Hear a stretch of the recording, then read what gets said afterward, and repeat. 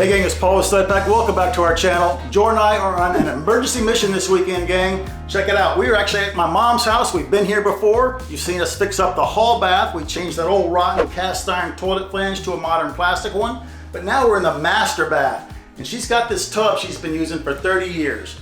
Now my mom is 91 years old and she recently fell and broke her hip. She's doing great, but she's in the rehab hospital for about another week and a half. I'm one of 8 kids, so my brothers and sisters and I all got together and said, we need to get this tub out of here and replace it with a modern curbless shower that's gonna be safe for my mom. So we gotta do all the demo, the reframing, replumbing, put in a new pan, waterproof the walls, some drywall work, the tile, the grout, and we got 12 days, gang. Think we can do it, bud? I think if we can do a house in 8, we can do a shower in 12. I'm with you, let's get going.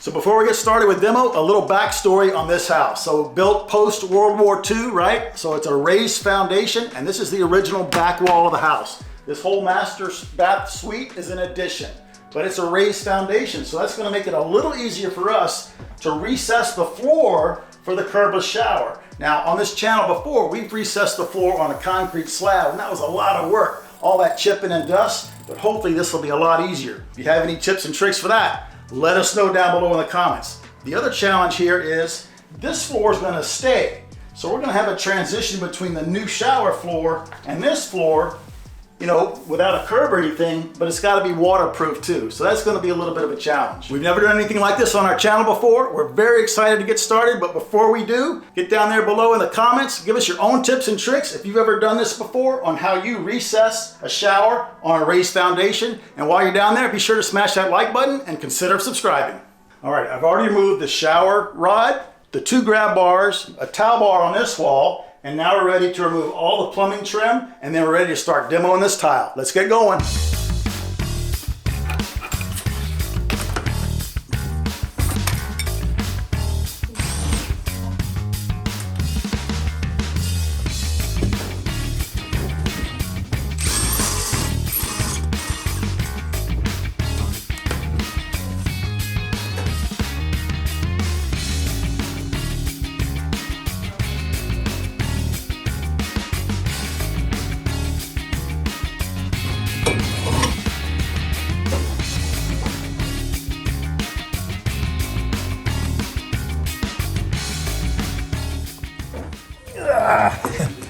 Got it.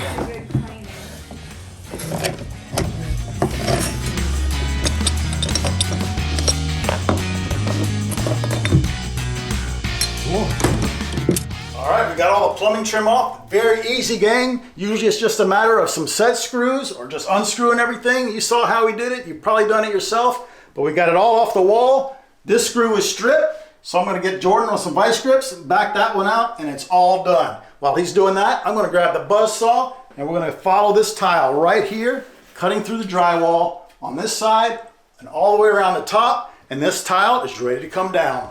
Let's get going, man.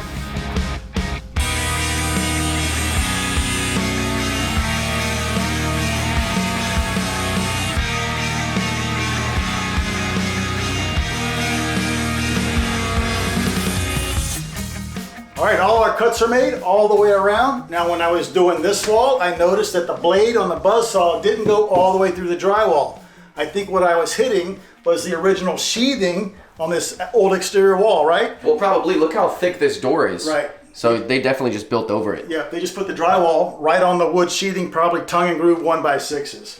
But we're gonna start our demo right here. There's a block back here that the plumbing is attached to. I'm gonna get my bar in there against that block and just pry out. You can see it already moving. And this tile is adhered right to drywall. That's how they did it 30 years ago, right? Some people still do that, but it's not recommended. Let's see if we can get started right here, bud. Let's do it. I think it's gonna break very easily. There we go.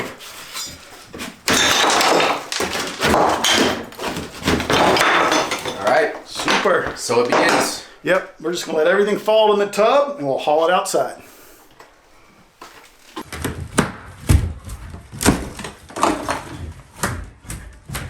Yeah, it's gonna be tough, but check this out. There is no lip on this tub. I call this a deck tub, right? So there is nothing to keep the water from going in there except this caulk joint over here, which has failed. So hopefully we don't find any rotten lumber back there, dude. That'd be a mess. Yep. All right, let's keep going. There we go. Look at that. Woo. Right on. You think we can carry that out? Yeah. That would be super. Let's do it. All right.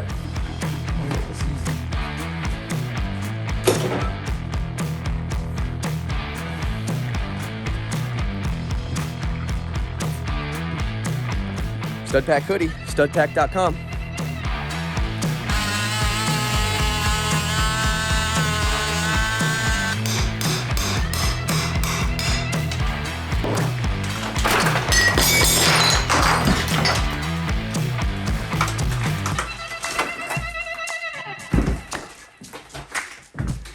That's my kind of demo right there. All right, guys, ready for the back wall, and I used my buzz saw to find out there was a stud right here, right? The blade's gonna bury itself in these voids, but it's gonna hit the stud. So I popped a hole in there to the right of the stud, and I'm gonna drive this crowbar between the back of the board and the stud, and hopefully start to pry this thing off.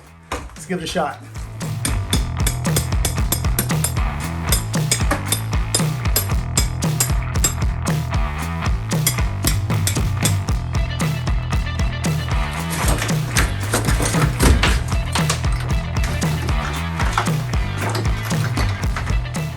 All right, we've got this one last wall of green board to tear down, but check it out. What do you see? It's kind of interesting. Remember, the buzzsaw blade wouldn't go all the way through up here. It's hitting something. But check it out. I got a vertical stud here, but it looks like here and here and here and here, they're all horizontal. Maybe this was an old window, or maybe even an old back door, right? And they filled it in. Let's pull off this green board and check it out.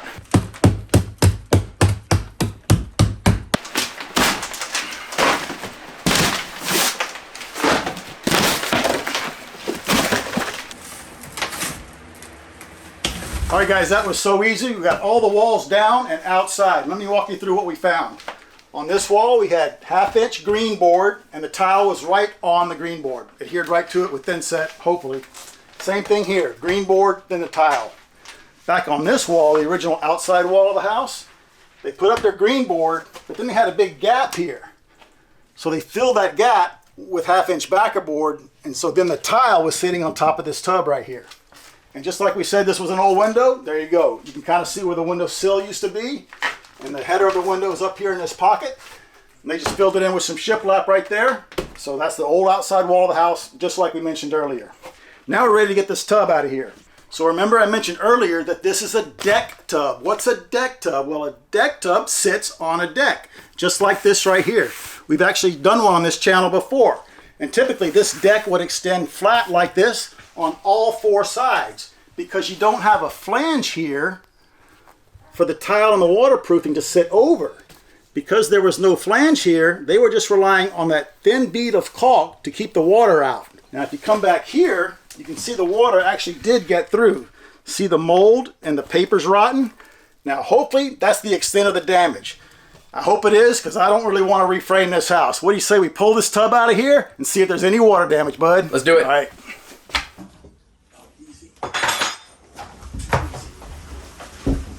Hey. Something's been nesting in here. Totally.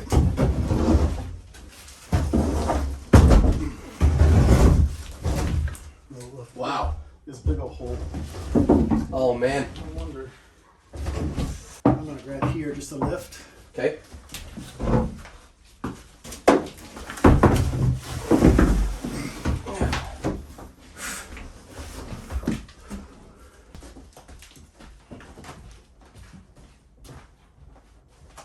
Man, I am done with these contractors who just can't get the simple details done right in order to save a house. Look at this. Because they relied on that little bead of caulk to keep the water out and it failed, look at all the damage we have. This ledger, which is coming down anyway, is rotten. Look at that. I mean, this stud, it's soft, but I think we can save it. But check out the sill plate.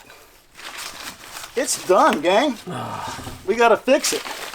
The OSB sheathing beyond, my finger just went right through it.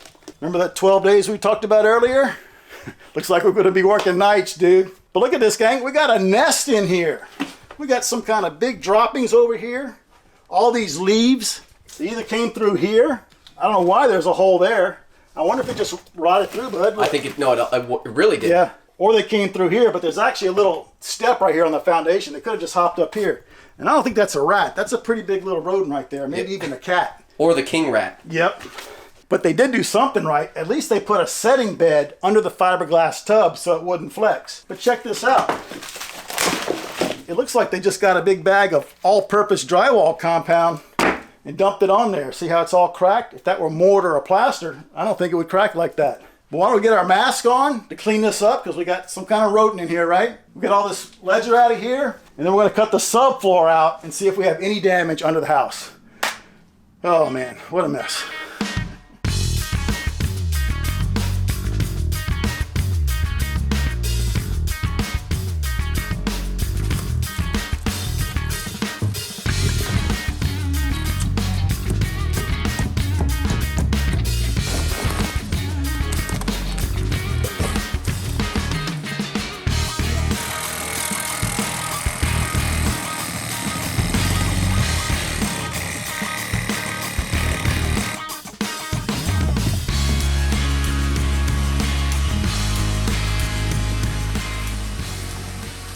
We're all vacuumed, cleaned up, and now our next step is to cut this subfloor out of here. And we're gonna do that for two reasons. Number one, we have to inspect the framing underneath. We don't know what kind of shape it's in. It could be rotten or it could be good, and we need to remove it to inspect it. I don't want to crawl under this house, right? The other reason we have to remove it is we have to lower this subfloor. If we're gonna have a curbless entry, in other words, the tile in the shower is gonna be flush with this existing tile, this all needs to be lowered to accommodate our pre-slope pan that's going to be going to our drain, which we're going to move to the middle here. So we're going to cut this out. It's going to be pretty easy.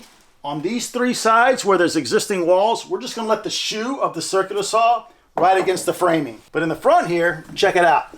We're actually going to put a wall here that's going to go all the way up about 8 feet. And the goal is to have a 3-foot opening right here into the shower so that my mom, when she's on a walker, wheelchair, whatever, she can just go right in here. Now this wall is going to be 2x4 frame, and what we want to do, we determined we want to put it right here. I'm going to use this piece of scrap 2x4 as a little guide to show you. We're going to put it right there against this tile. That's going to give us a couple of things. Now we're going to tile this side of the wall. So when we put the backer board, it's going to go right here where my hand is, and it's going to cover up this tile. And then when we put on the tile will also go right behind this door casing, and it's going to give us a nice clean look all the way up right here, and then that tile will further cover the floor tile, make for a great transition. So what I did, I established this point right here, duplicated it on this end. We'll connect the dots with our chalk line, and that'll be the cut line for our circular saw. So let's clean up, throw that in the trash, pop our line, grab the saw, and get this cut.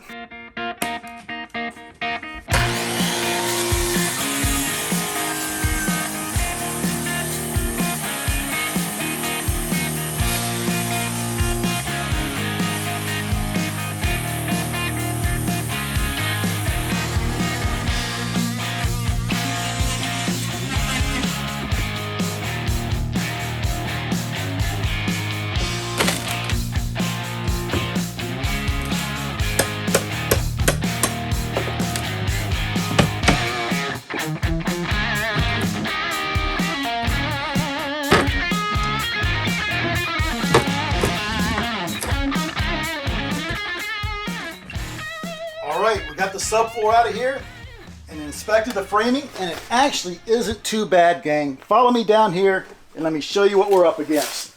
I'm going to start down here.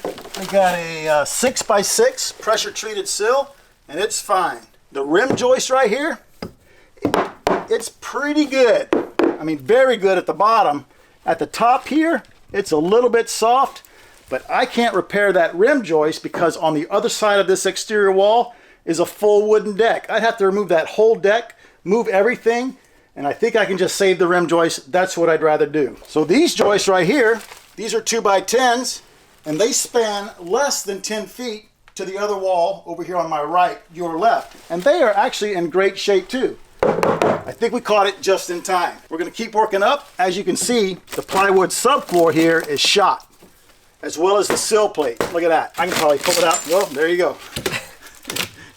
I thought we were done with demolition. So what we're going to do, we're going to remove the sill plate from this corner, probably to somewhere over here, and replace it with a piece of pressure treated. Now the studs, they're actually good too, all the way down, so we're going to save those. So that's not too bad a fix. I think we can handle it. Now let's talk about these floor joists and how we're going to recess the shower pan. Because remember, we want the shower tile, the floor tile, to flush out here. So we have to notch these to accommodate the new subfloor, our pre-slope, and the tile. So I think all we're going to do, we're going to remove these blocks right here and simply notch these 4 joists 1 inch, 3/4. We'll figure it out tomorrow. We'll figure out the math later. But we're just going to make a pass right here and cut this out. I'm very comfortable with the fact that that's a 2x10 and it's going to be fine. It's certainly going to support a lot less weight now than it did with that tub full of water, right? So we're going to show you how we reframe this in the next video. Make sure you stay tuned for that. And we also have a little bit of a challenge for our plumber. I'm going to put the hammer in about the location that I want the drain, right there.